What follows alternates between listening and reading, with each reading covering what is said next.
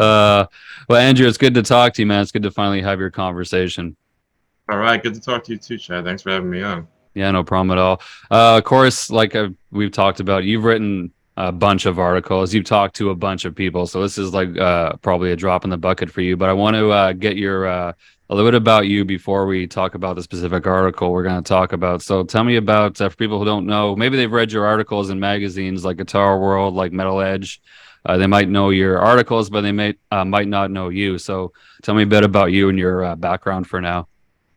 Oh man, that's a good question. Yeah, I write for, as you said, Metal Edge, Guitar World, Goldmine, Rock Candy, and some others. Before I started writing for those outlets, I founded a website which some people might remember. It's called Vinyl Writer Music. It was Yeah, stylized as VW Music. yeah. And it started out as something that covered physical media, and then it eventually blossomed into something that was covering artists as big as Joe Perry and Dave Mustaine and Kiss and things like that. Ultimately that ended, and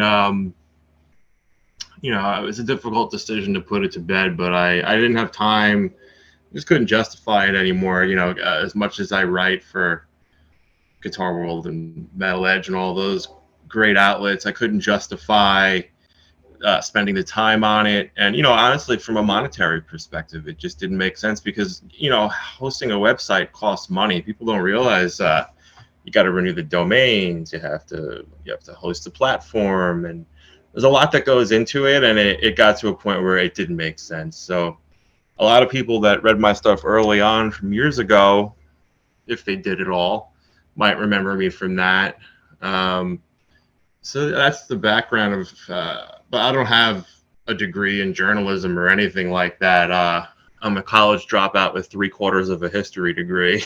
Me too. Well, I took Yeah. journalism, but I dropped right out of it after 6 months, so that didn't happen. I didn't want to write about football players and doing live on. It was more about doing news, like going and being a news reporter wasn't my thing.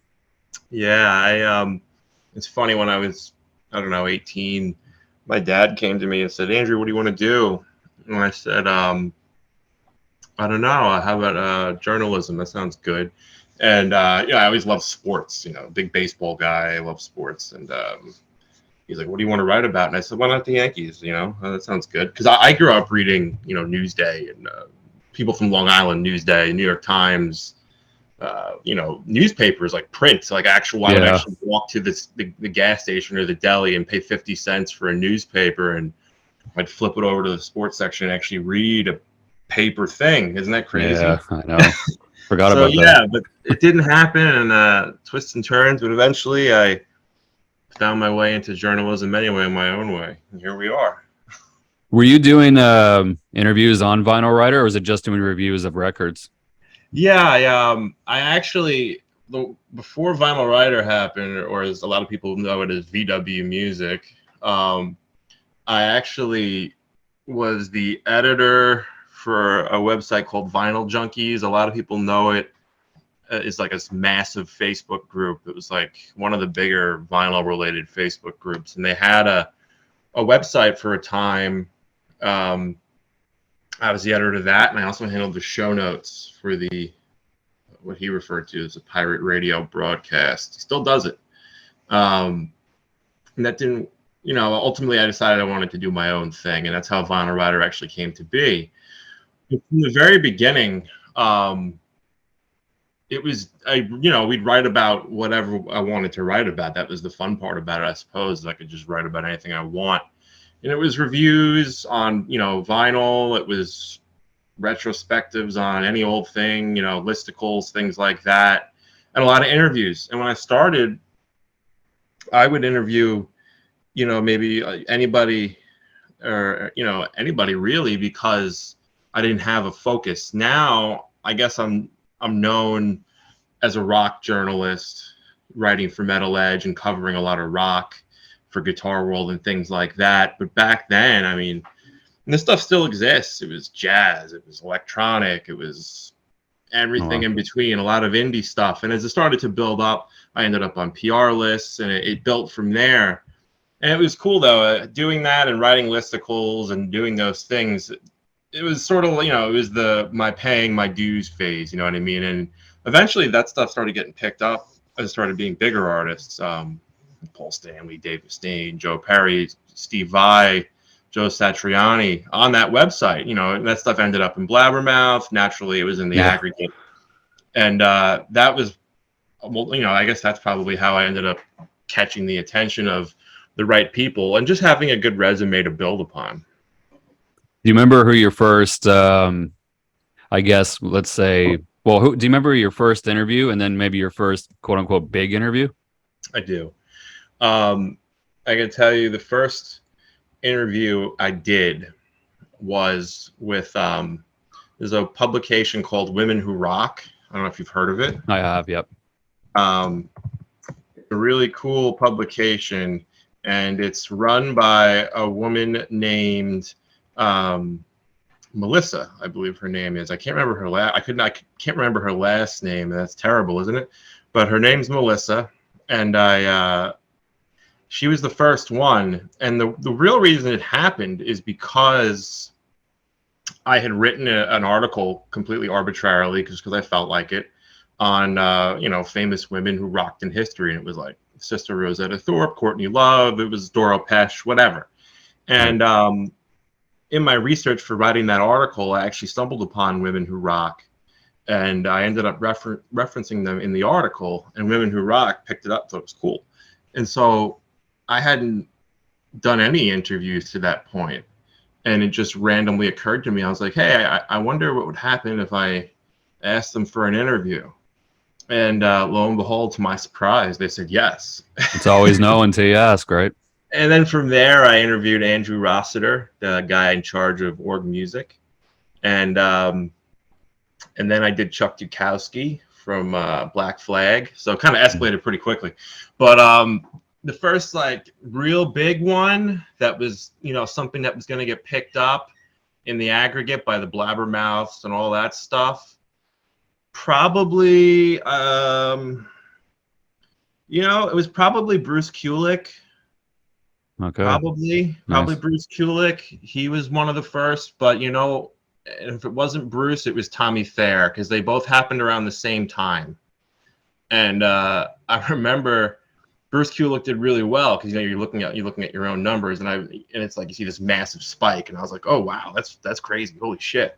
Was that a print interview, or was it online, or like a Zoom, or was it online? Yeah. It was online for the website. I interviewed them both via Zoom, and it was really cool. And I remember Tommy, it was a really good interview, and you never know, because when you do these interviews, you don't know if the artist is going to share it or not. You don't know. Even I do interviews for Guitar World, and sometimes the artist can't be bothered to share it, and I never, it's whatever. And back then, this is years ago, I didn't know anything about that.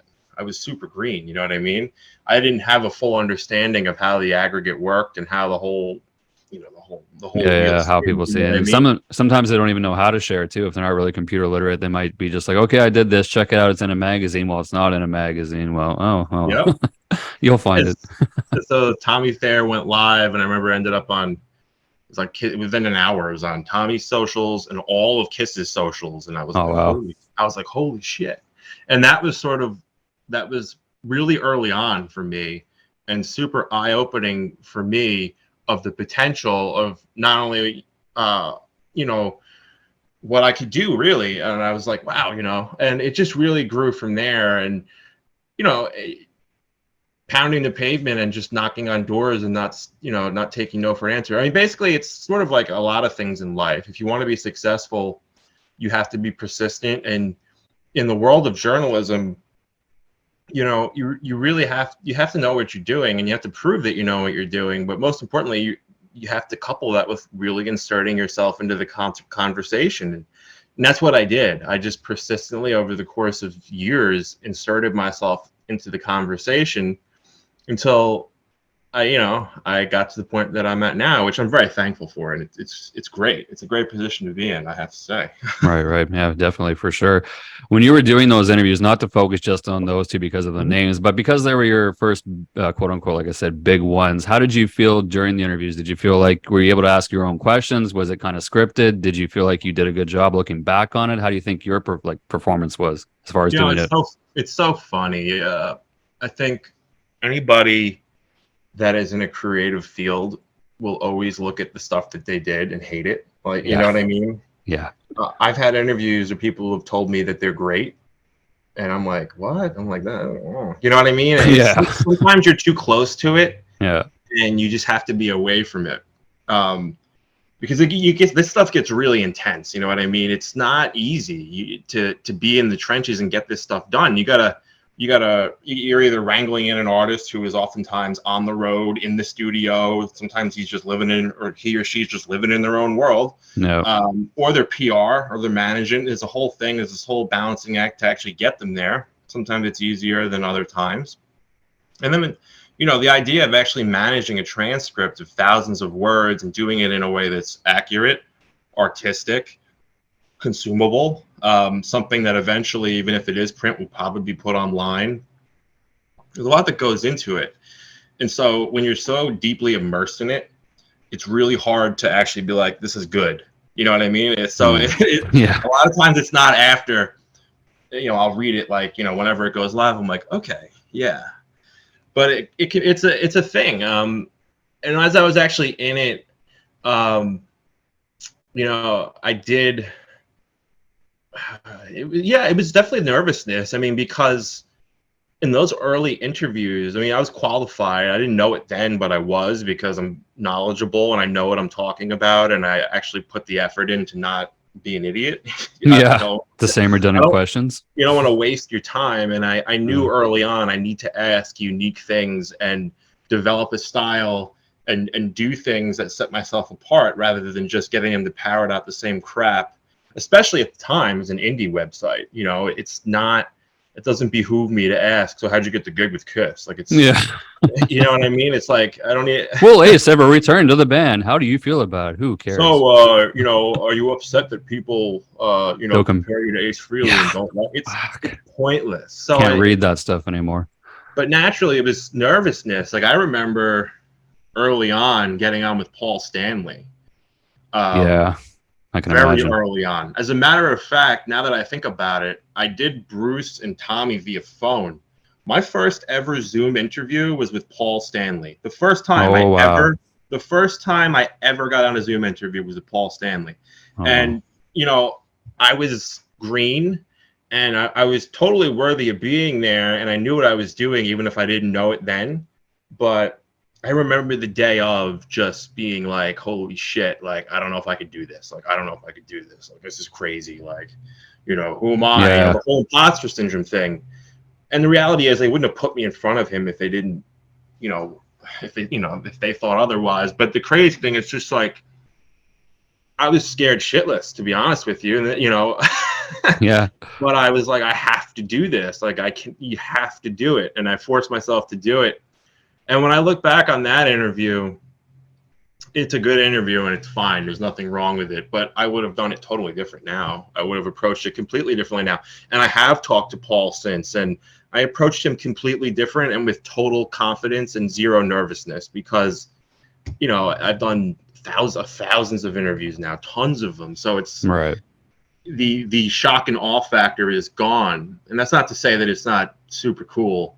And I don't still love doing it and don't have an appreciation for it, but I don't get on the phone or on a Zoom call like, nervous anymore. It's, it's the old adage, act like you've been there before. When you have been there before, it's fine.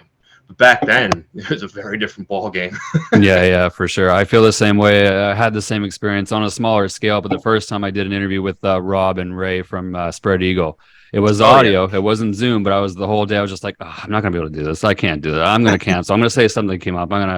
And my producer, my unpaid promoter, she was like, no, you got to do this. You got to get this done. If you never do it now, you're never going to do it. And you're always going to be nervous. This is a big opportunity. You should do it. And I did it. And I look back on it now, and the quality of it was so bad because it was in an apartment I was in.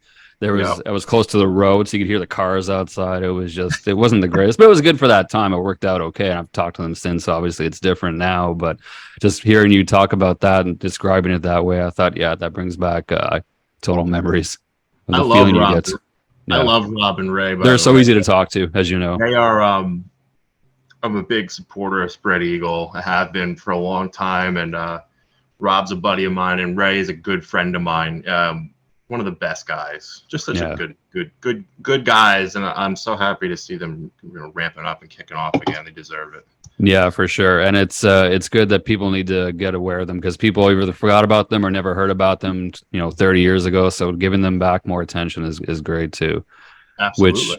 Which kind of brings us to the thing we're going to talk about, which is it's been a couple months now. In May, I believe, from Guitar World was this article, the Party on Garth, the last Gasp, 10 last Gasp hair metal. It's a mouthful, but it makes sense. The Yeah, 10 it's the last Gasp hair metal. metal albums that you need to check out. Yeah, yeah. And of course, we'll talk about where they land at some point too. But so limited background, and I know, like I said, you've done a lot of articles, obviously byline stuff for different magazines. So this is one of quite a few. But the reason why I want to talk about this is because we play a lot of these bands on our 80s rock radio show that a lot of people don't know about and have never heard or hearing for the first time. It's like new music to them. It's like new old music, right? So Yep. seeing an article like this is pretty cool because first of all, I'd like to hear more about where the idea came from. Did Guitar World approach you and say, hey, we want an article like this? Did you have one written and approach them with it? Where did the genesis for this kind of start? It's pretty much the way it usually goes. This particular one, I wrote this back, and I think I wrote this in November or December of last year originally. And I had been writing for Guitar World Online for some time, and at some point, it came to the point where I began to write for the print magazine. And early on, the editor over there, Damien, had expressed to me that, he liked my listicles that I had done quite a few of for Guitar World Online, and he wanted to start inserting some of them into the print conversation in the tune-up section. I said, cool, let's do it. So he basically said, pitch me some listicle ideas. And so I did. And this was one of them.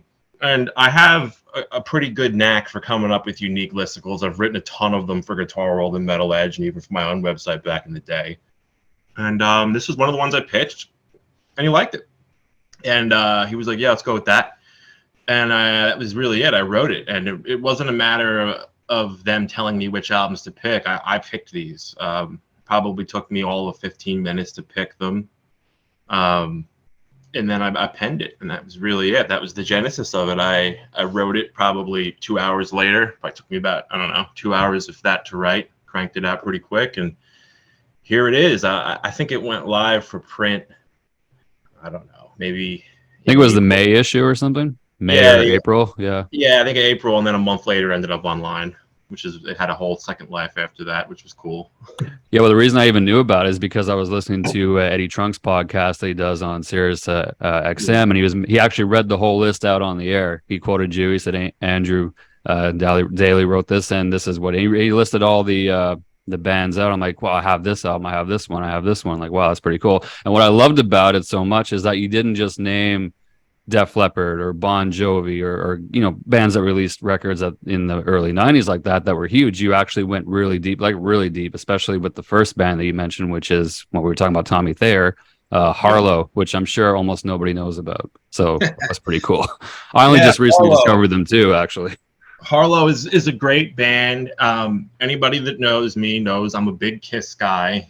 I'm a huge Kiss guy. And the other thing is, anybody that knows me or has followed the stuff that I've written, even dating back to my early stuff with Vinyl Junkies, my own website, is that if I have the opportunity, I'm going to shine the light on people and bands and artists that don't get any attention. Yeah. And so it's sort of best of both worlds, where I can do that and also, dig into something that's Kiss adjacent, which is cool. And you mentioned Eddie Trunk. It's funny. I was when this went live for print. I don't always know it because it's whenever they when I turn stuff in, I don't know what issue it's going to end up in. Not always, anyway. Sometimes I do, but in this instance, most of the tune-ups you don't, because they sort of just get pulled out of a bucket. It's like, this fits this issue. And I won't know until the magazine hits my mailbox, like the rest of you guys. And I was sitting in an Okay. Italian restaurant. And I actually got an email from Eddie Trunk, Oh yeah. and he said, The Eddie's Eddie Trunk. Eddie's a cool guy. And I've talked to him and worked with him on a few projects over the years. And he emailed me and he was like, "Hey man," he's like, great article. I actually shouted it out. Yeah. And I think somebody else even shouted me out. And the funny thing is, I have to say, I made a mistake in this article, but I didn't know I did. And with the Wild Side pick, I Great cited, album. it's a great album. I cited Benny as the main lead guitarist, but as I found out later on, Yeah. it's Brent. Brent Wood. Yeah. And you wouldn't know I thought that. that too because I've read a lot of interviews with Benny, and he talks about being there when Brent wasn't, or Brent kind of came in after, or he kind of wasn't always present during the recording. I mean, of course, it's one guy's story versus another one. I get that, but that's all I've ever heard. Really, is Benny. I've never really heard Brent talk about Wildside. I've only really heard Benny kind of It's a wave the weird flag for it. thing because I've only ever heard that too. And so when I say I made a mistake, I'm basing it on what I was told after it. And like you, it's even credited as Benny. When you look it up, Benny's credited as lead guitar. Yeah. And but the weird thing about this album, and I guess it's why one of the reasons I wrote about it, is it doesn't even have a Wikipedia page. It's No. such a great album, and it doesn't even have a Wikipedia page. So it's but I found out after that Eddie told me that Brent had texted him and said, "Hey, I played lead guitar on that album." Yeah. Yeah. No, I messaged Brent on Facebook right then and there while I was sitting in the Italian restaurant. And later on that night, I got on the phone with him. And I said, "Hey, man," I was like, "if it's true, I'm so sorry. There's nothing out there that definitively says that you play lead guitar on this. I know that you played on it, Yeah. but He doesn't really talk about or hasn't that I all know of. indications are that Benny played lead." And he told me a whole story. And at some point, I'll do an interview with Brent, and he'll give me his story of the Wild Side album to be determined. But Yeah. that's Brent's version of events, and it seems to be true. But if it is, this is a perfect reason why it's important to shine a light on these records. Oh yeah, for sure. If I remember, I know they did I think a reunion reformation in 2014, 15. My timeline might be off, but I think everybody was there except for Benny. I think like Drew was back, Mark, and everybody was there. But Yeah. if that's correct, so I think even though there's some weirdness there, which happens a lot. And for a while, I think Benny was running a Facebook page, the official Wildside page, which I don't see anymore either. I don't know what's going on with that. So there's a lot of drama and weirdness there for sure. So hopefully you get Brent's story and get the rest of it out there. Yeah. Oh, in due time. In due time. Yeah, for sure. The of course we'll get to the number one choice, but so did you have to think about how you were going to rank them? Did you just put 10 records that you thought fit the mold? Like how did that go? Did you struggle with that a bit?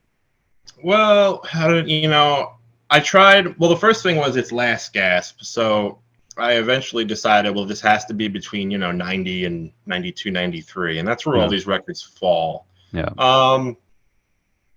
The truth of the matter is if I was going to rank these records in terms of my own favorite, their ranking would be different. Now, Spread Eagle would still be at the top, but there'd be a little bit of difference. Like maybe the Wasp album would be much lower.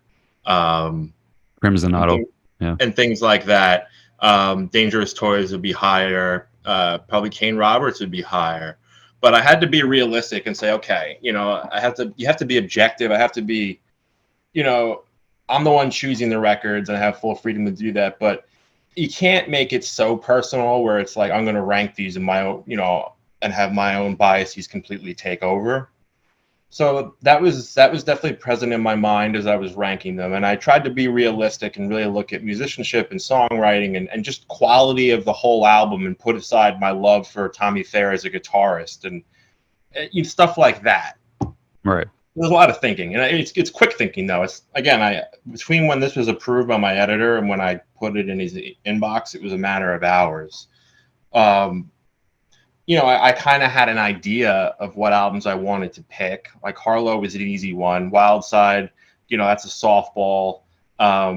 Dangerous Toys, you know, I knew I wanted to include Dangerous Toys, but it's, again, if I was gonna, it becomes too much of a softball if I include the first record, because everybody knows it's great, and also it's late '80s, so it didn't really Yeah, it's fit. 89, so it doesn't quite fit. If you're going by the 91, 92, maybe 93, it's not going to fit. It's not their debut, but it's further back, right? So it wasn't the One of the, last Gasp. Although it kind of was in some ways if you think about it. That's only because we know what we know now, but back then it wasn't.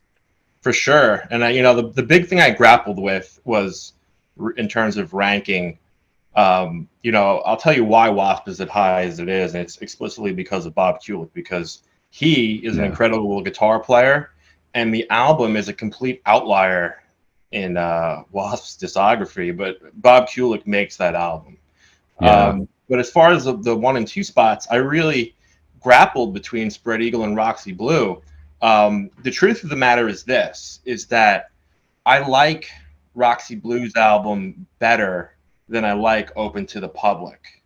But I like Spread Eagle as a band better than I like Roxy Blue. I mean, Spread Eagle's debut album blows the doors off of like 90% of the records that came out in that era. It's Oh yeah. ridiculously good.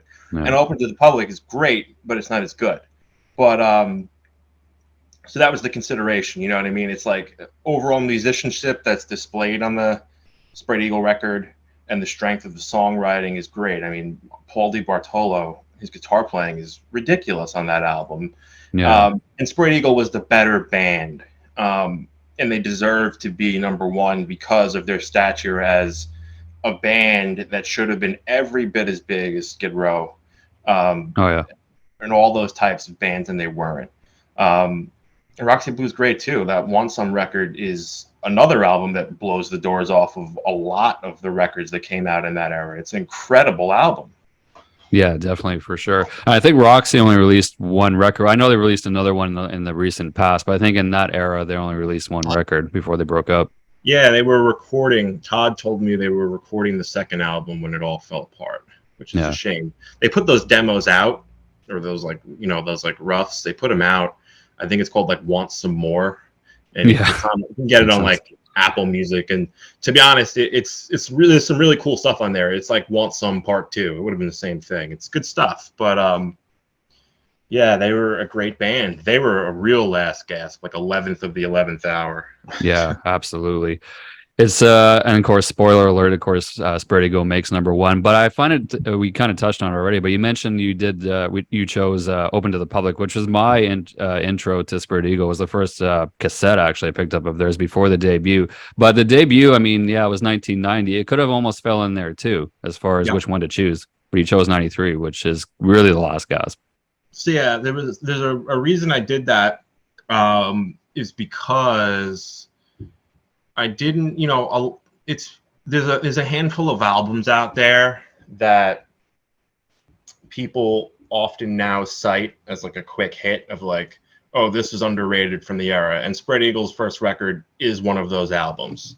It's not necessarily the first one that rolls off the tongue, but invariably it's one of those albums that people always say is underrated and it should have been big, and it's because it should have. Nobody ever talks about Open to the Public, and like at all, ever. And it's a great album. It's really, really good. The I know. songwriting Yeah. and the musicianship is as strong as Spread Eagle. The thing about it is it's not quite as gritty and heavy. Yeah. And it doesn't Ray necessarily. sings a little bit differently. He kind of dials back a little bit, and they told me in an interview, especially Ray as well too. They wanted to kind of change the song as far as the lyrics, the songwriting. They wanted to kind of pull back on some of the sleazy stuff and kind of go in a different direction. And the time, it's 3 years later. They were touring for a bit. This is their second record. They gelled more as a band. You can tell the progression of the band. It's different. It's good, but it's different.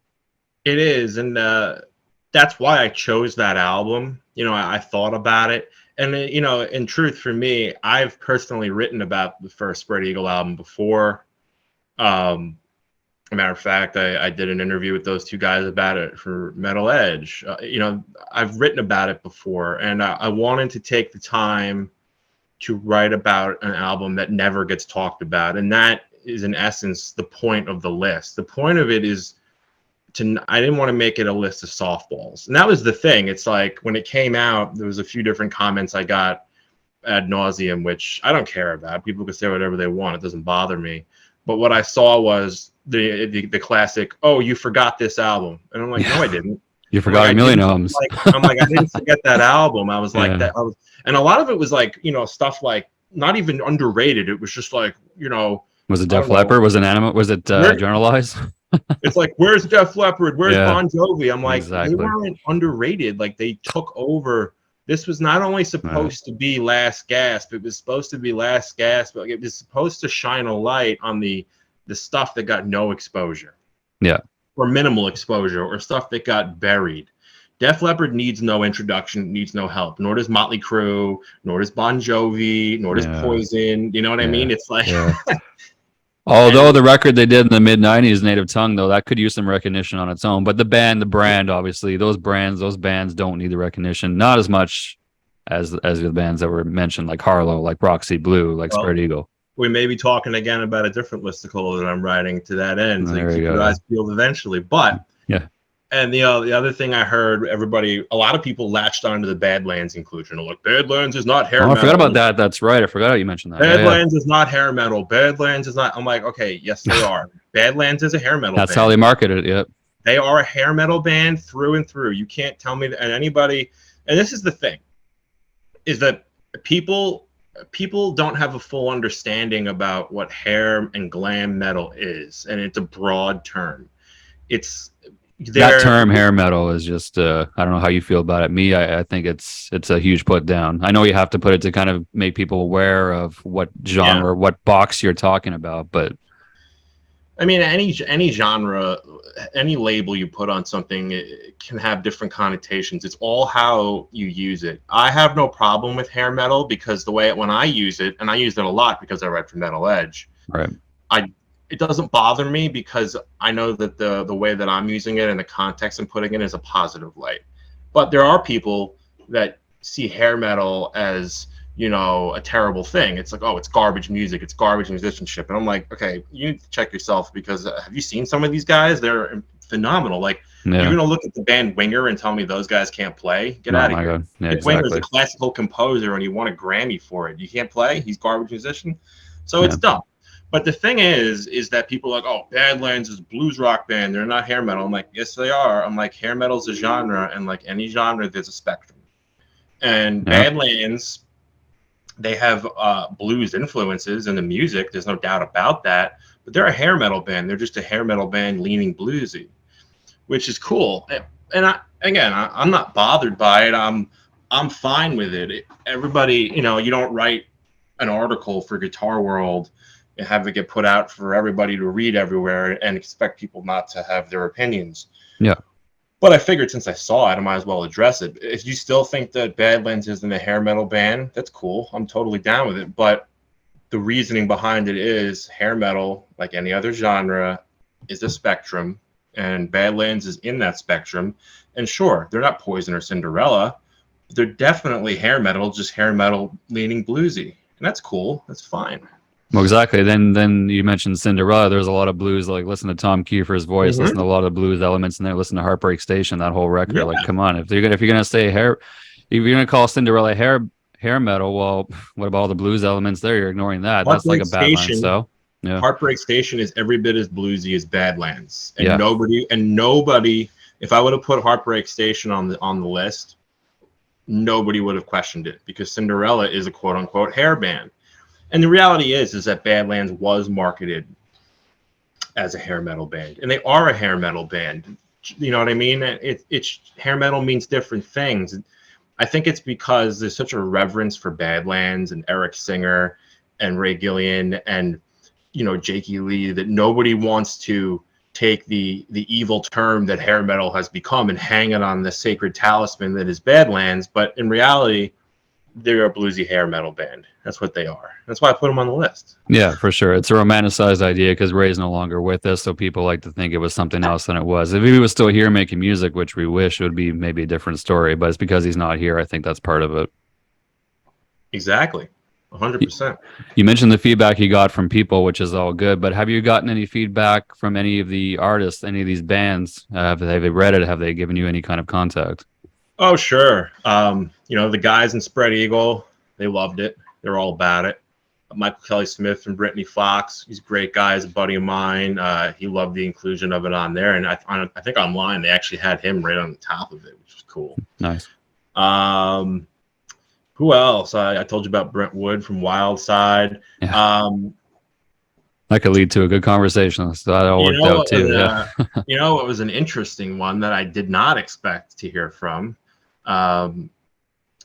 Tommy did dig that I included Harlow, but Teresa Silverlight, who was involved with the singer, Harlow, yeah, she messaged me out of the blue on Instagram and was like, "Thank you so much for including Harlow." And I was like, "Whoa!" I didn't expect to hear from her at all. And I actually I did like a little interview with her. It hasn't gone live yet, but that was pretty cool. I heard cool. From Teresa Silverlight. Did not expect that. Todd from Roxy Blue, he loved that Want Some was in there. I can't remember which one of the guys from Warrant. Joey Allen, he thought he dug that I included it, and Kane Roberts loved that I included it. So really, to be honest, pretty much almost everybody, by the sounds of it, except for maybe Jason from Dangerous Toys. Jason McMaster, Jason McMaster from DT. He let me know he dug it too. The only one I didn't hear from, to be honest with you, was Badlands and Wasp. I'm sure Wasp. I can understand both of those things for different reasons. Let's say that. Blackie reads everything. I know that, but yeah. He didn't reach out. Yeah, for sure. And Jake's a bit hard to find some days, so maybe he didn't see it. It's possible he didn't see it. Yeah, he's pretty much off the grid unless he doesn't want to be. Yeah, for sure. When you have these kind of articles and then you put them out and then you have other ones you're going to do, like you mentioned, this was a 10 list. Have you thought about doing similar ones, maybe including more bands? You've already kind of mentioned you're going to do one similar to this. Do you write more articles than you do interviews, do you think? Which is more your kind of focus these days as far as what you're doing? Most of what I do is interviews, but it's not always a Q&A. Sometimes it's more of like a narrative style thing where I'm telling a story and I have the quotes interwoven through. So that's one thing. Right. There's Q&As. I still do a lot of listicles. I do a ton of them for Metal Edge. You can go over to their website. I did a 7 under another sort of thing offshoot from this, but not quite the same. It was like 7 underrated hair metal albums. Got a lot of traction, I'm told.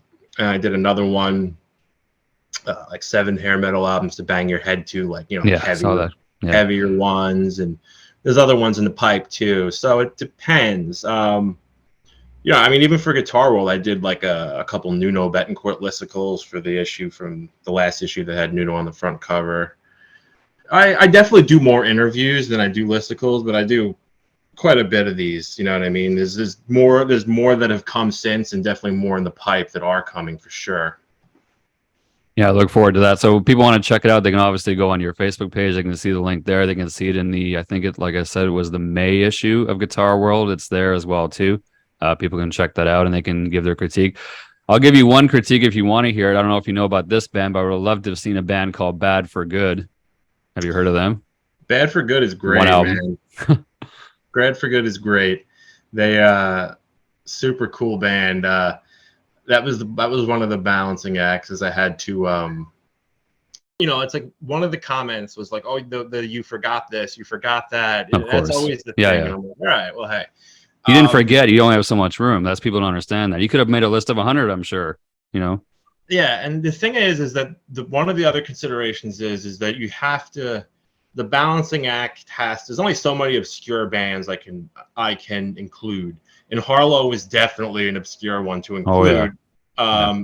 Even if Tommy Thayer was a part of it, completely obscure, totally out of left field inclusion. Yeah, because even Black and Blue, I mean, believe it or not, a lot of people don't know about that. They know about him being in Kiss, and that's pretty much it. So I love Black and Blue, and I would have loved to include them, but I just felt that the last album, it didn't even go in the 90s. They had 4 records. They had a bunch of swings at it, right? So they got somewhere, and it wasn't the last gasp, and they were gone by the 90s. If you're going that direction of the 90s, right? And that's exactly it. It was just the last album came out in '88 in Heat, and I was like, I wanted to keep it in the 90s. Yeah. But really, the thing is, I had to balance it out between I had to have some, name brands in there, and Wasp and Warrant are name brand, but they're not name brand to the point where it's like, okay, Motley Crue, Def Leppard, Exactly. Poison. I had to have enough in the list to make it so that it wasn't like a who the hell are these people list. You know what I Yeah. mean? Because it could have gone that way Oh easily, yeah. but I had to, even Badlands. It's like none of the bands I chose are like over the top, big time bands. Like Warrant, No. I know No, it was Cherry always Pie. they were overshadowed by Poison or Motley Crue, right? They had, of course, Yeah, they had Cherry Pie, but then if you know that, you barely maybe remember the band's name. Oh, it's the Cherry Pie band guy. That's it. it's like if Spread Eagle and Roxy Blue are their own level of I don't want to say obscure, but level of quasi unknown, and Harlow is straight up obscure. And then the Kane Roberts album, that was a real left field one too, total Yeah. left field album. I don't I think don't even people. know that record. Yeah, I forgot that he did solo records. I know he did, but I totally forgot about that. I had to include enough, enough meat for people to chew on, so to speak. And Yeah. so I had to kind of, I definitely included one band which is totally obscure and a couple of really left field albums. I had to have enough in there where, to sort of buoy the list to make it like, okay, this I'm not being totally ridiculous here, because some albums are obscure for a reason. I mean, Yeah, yeah. Some of them don't fit. Some of them don't. They're like that. They belong that way. yeah, I mean, like, I'll tell you one band that I really grappled with was Electric Angels. I don't know if you've heard of Don't Electric know them Angels. actually. No. Oh my God, Electric Angels. I think the album came out in '90. It's Ryan Roxie's band. Okay. Ryan Roxie of Alice Cooper and Slash and Gilby Clarke's bands and stuff. Yeah. Electric Angels is one of the best rock albums you'll hear from that era. But incidentally, I that was one. It actually wasn't hair metal enough.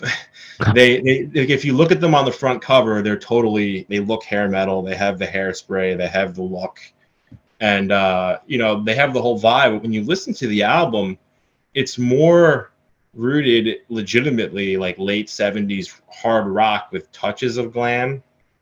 And Okay. as bad as I wanted to include it, I couldn't, because unlike Badlands, it was not hair metal. Yeah, yeah, for sure. That reminds me of a band, maybe if you know this one, called Sandra D. Yeah, Yeah, cool. so they have a sound, they have a look like they're Poison, but they have a sound that's way more hard rock. It's more like heavy. It's definitely heavier if you've heard that record. I think they only did one, but Yeah, and it didn't come out back then. I think it came out way later. They didn't actually get it out, or something happened, and the release came out in like the 2000s, I think. But we could throw names at each other all day, I'm sure. Have you heard of this band? Have you heard of that band? oh, for sure. I Yeah. mean, like there was a lot of things that went into consideration, but I ultimately narrowed it down. I said, all right, I'm going to do this between '90 and '93, and I'm going to have some obscure stuff in here. I'm going to have some things that are going to buoy the list. I mean, Yeah. really, you can't make that list without the Warrant album. You just can't. It's one of those things. It had to be there. Yeah. There are some people that actually thought the Wasp inclusion was, like a novel idea, and I was surprised by that, because um, I thought that album was great. I think a lot of people don't like that album, or a lot of people. There's a lot to Uh, digest, maybe for people who are used to what they were doing in the 80s, and that was the point of it. But that's exactly what might have, for lack of a better term, killed it. That I in think the a era. lot of But people were, and it might be because Blackie's polarizing. It might just be because the album yeah, is like kind of weird in terms of what is going on there. It's you like got a to really dig concept. into it. You can't just put it on. It's not like the party rock. You got to really dig into that one, which is great, but it's not for everybody. Yeah, Not on first listen. a lot of people were surprised that I put it there. I saw Yeah. some comments like, "Can't believe the Crimson Idol's here," and I'm like, I don't know. I thought it was a cool record. That's the point, get people talking, get people thinking. If I had just made a list of the softballs, it would be boring. It wouldn't Oh be fun. yeah, for And sure. then, of course, everybody would have crucified me for, why are you including Def Leppard? And then if I don't include Def Leppard, where's Where's Def Def Leppard? Leppard? Well, the Yeah. thing is, there's tons of lists. I'm sure there's other writers. I know for a fact there's other people out there who've written lists like that. Oh, listen to these. Like, listen, there's Keep the Faith. Here's Adrenalize. Here's Yeah. whatever I'm missing. You know what I mean? Those are the two big ones, but there's other ones. Yeah, and the truth is you know, you know, when you do these lists, you Google it. You see, okay, what's been written about before? Because, and to your point, I mean, those records have been written about ad nauseum, and I knew that. But you Google it and you just say, okay, it has, because you don't want to write an article and then find out like, oh, Someone somebody already else, covered that, or someone somebody already already. covered this like a month ago. It just looks stupid. And not that it's a contest to do something novel, but it's more just the whole point is to do something. If you're going to do it, you know, don't copy everybody else. Do something different. Take a chance. Like, Hmm. you know, shine. If you have a platform and you have an opportunity, you might as well take it. And, you know, maybe some writers, I mean, a lot of people made a lot of nasty comments about Badlands because it was apparently a big deal in their life and they had to make these comments. And, and Yeah. I'm not bothered. I have done over 1,000 interviews. I've written a ton of articles. My skin is very thick. I'm not bothered. I really am. I'm not. And, but it's funny. There are people that shy away from that. You know, I know when I include certain things in articles, I know it's going to set people off. And I don't do it to set people off, but I recognize anything I write, I stand behind, and I do it because it's what I feel is right. And in doing that, sometimes things come up, and I'm like, ooh, this is going to set people off a little bit. But I'm okay with that. And I knew that this list was going to set some people off because there's always going to be the people that get pissed off that Motley Crue isn't on the list, or that they're not going to accept it because this band is on the list. And that's fine. But I I'm think not the sure reason, Motley Crue could have made it because their record in '94 it was with yeah, Karabi. It doesn't even really. I mean, was that really their last gasp? No, they kept no, going, and they didn't release an album in between that. The last one was in '89, so that doesn't. They wouldn't even fit. I don't think. Yes and no, but yeah. not really. There's always going to be that person who's pissed off because their favorite band is on the list. I mean, Yeah, I get people who commented on it and were like, this list is missing Motley Crue's "Shout at the Devil," or so. what Maybe the not that fuck? album, but Yeah, it's I can missing. imagine Like, that though. why isn't? Yeah, it's They like totally didn't why? read it at all. Yeah, it's like why isn't open up and say this list? And I'm like, did Oh you not God, read the point of this list? they Like, so did you get not. stuff like that. You Yeah. have to have thick skin, and I think we see a lot of People repetitive. scroll and they look quickly and they just kind of like, oh, they saw the okay, here's albums, here's metal albums or rock albums. Let's take a look. Oh, my favorite band isn't in there. This list sucks. This guy sucks. You Yeah. know, that's it. And if you don't agree with something I write, that's totally cool. Like, you know, it's fine. I'm not bothered. And if you do agree, that's awesome too. But Yeah, gets people my talking, which is good. my goal is when I put together these lists is to balance legitimacy with something that's actually going to be worthwhile. I don't want to put out something that's arbitrary, and I don't want to put out something that's been done 100 times over, because there's no point in doing either. Yeah, So anything I write, if it comes off as inflammatory in terms of my pick, I wasn't trying to poke the bear, but if I do, it is what it is. exactly. Couple more things before I let you go. So this might be again nitpicky about this as well too, but you could have done, not you could have done like you should have, but there's also the opportunity, I guess, and you kind of touched on it already where you said there's another kind of list coming, so I won't give too much away. But if you look at the next records that some of these bands did, like Ultra Phobic for Warrant or Still Not Black Enough for Wasp, two examples there. These are again two more records further down the line that are also really great that are in there that maybe I know you kept it to just the first records that were released in the 90s kind of, but there's also the opportunity where you kind of could have included those. I guess that was that a consideration at all to kind of maybe just pick one from the 90s or just the first one from the 90s? There's a next phase of records like those, and I can't remember the name of the Bullet Boys record. Uh, Oh, is that the no, it's escape. Is that monkey one? It says monkey in the title, monkey something. yeah, I can't remember the name of that. And then of course The there's one in '93, I think that was the last one for the major label, the last one with the original band. I think it was Monkey, not there's Head, but a something. Yeah. there's a subset of records that came out in the mid 90s that were released by hair metal bands or bands that have participated in hair metal. who that changed their style and sound, or didn't. There's Firehouse who released another, and Slaughter who just released another '80s record, which were great too. I yeah, forgot about those actually. Bringing up yeah, gets me but thinking. yeah, no, it's true. But those things those things didn't factor. Those records where it was a sonic shift, which was really because of grunge. I know a lot of these. I've interviewed a lot of these guys, and they'll say, "No, grunge didn't factor into our thinking." I'm like, "Really? Then why does your sound so grungy?" And you Yeah, never did before. you wanted to Nobody jump wants in to what? admit. Yeah, people were hearing that sound, and some artists liked it, some didn't. Some just tried to fit L.A. Guns, Doc, and like we can name a bunch Yeah, right now. nobody Great wants to. records. Yeah, Nobody wants to admit that they incorporated grunge into their sound to survive, but a lot yeah. of them did. It's undeniable, Kiss. and that's another Yeah, one of them. The Motley yeah, Crue, yeah. and that stuff didn't factor into my thinking for this because this was truly the last gasp of hair metal as we knew it in the 80s in my eyes. If I started to include those grungy records by the hair metal bands, it's a different conversation for a different article, which will happen.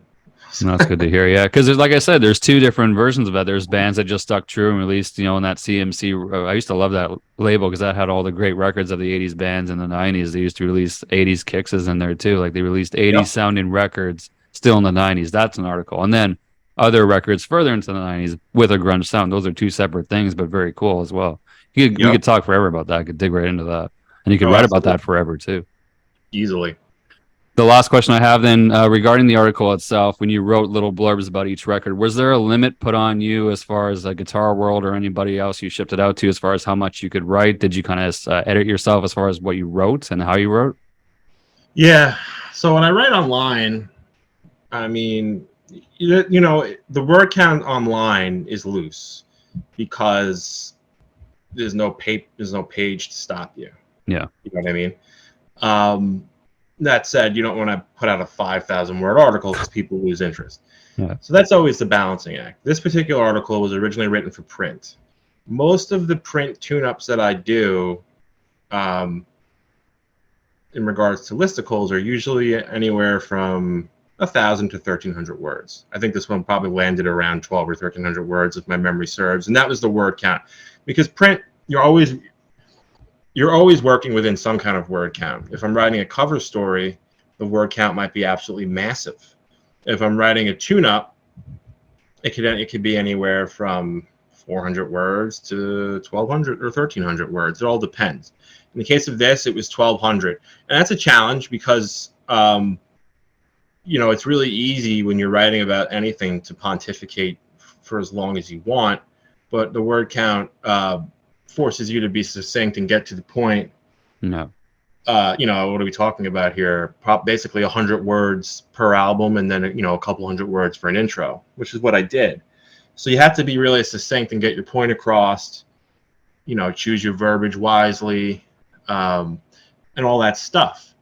And I'm pretty good at that because I write for print a lot. I'm used to it, so I don't feel hindered by it. If anything, it's helpful, and it's only made me a better writer even online because, as I said, online you don't have that that glass wall of the end of the page in front of you. Yeah. Other articles, taking the space, pictures, whatever you work around, like print. Whereas Yeah. online, it's really easy to just go off and write 3,000 words, but Yeah. ultimately it's not really necessary. And so it's really helped me. Writing for print has really helped me naturally write less and get to the point sooner as a writer. Yeah. Oh, very, very cool. Andrew, we could talk all night and day about bands. Like I said, we could throw out different bands. Have you heard of this? Have you heard of that? We could play that game. I'd love to hear more about your actual career as far as when you started, for us, how you got to Guitar World and how you moved on. We can chat again about that, hopefully again Anytime, soon. you let me know. Yeah, for sure, man. But this is a good little start to get people interested. Like I said, if they want to check it out, go online, go to your, you have a website for these as well, too?